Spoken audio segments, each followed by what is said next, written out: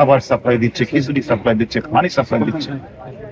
ওই কোমলমতি ছাত্রদের একটা নিয়মতান্ত্রিক আন্দোলনকে তারা ভিন্ন দিকে ধাবিত করার জন্য তারা চেষ্টা করেছে।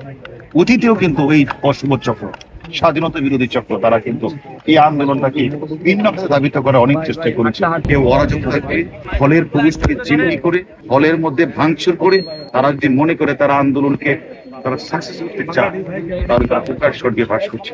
আমরা মনে করি এই প্রিয় ক্যাম্পাসে কেউ এসে সন্ত্রাসী কার্যক্রম চালাবে, এই প্রিয় ক্যাম্পাসে এসে কেউ ঢাকা বিশ্ববিদ্যালয়ের হলে হামলা চালাবে, প্রভোস্টের বাড়িতে হামলা চালাবে, রোকেয়া হলের বিসি কে তারা জিম্মি করে রাখবে, এটা আমরা মনে করি আমাদের যারা আইন শৃঙ্খলা আমরা কাজ করি, এটা আমাদের আইনের মধ্যেই পড়ে সেটাকে রক্ষা করে।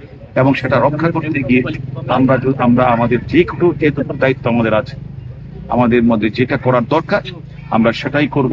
এই বিশ্ববিদ্যালয় ক্যাম্পাসে এই অরাজকতা সৃষ্টি করবে আর আমাদের আইন শৃঙ্খলা বাহিনী আমরা তাকিয়ে তাকিয়ে দেখবো। এটা অতীতে হয় নাই, এখনো হবে না, ভবিষ্যতে হতে দেব।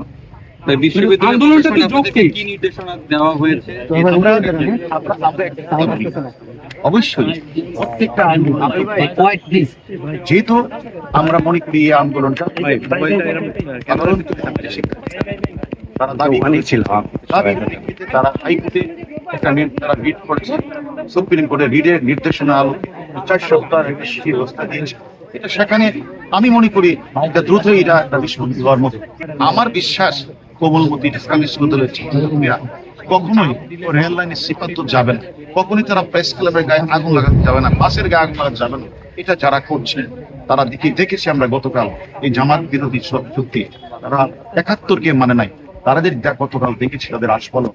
তারা মিছিল করেছে, তারা মিটিং করেছে, তারা বাসে আগুন লাগিয়েছে, তারা অর্থ রসদ সরবরাহ করছে। আমরা প্রত্যেকের নাম কিন্তু আমরা পেয়েছি।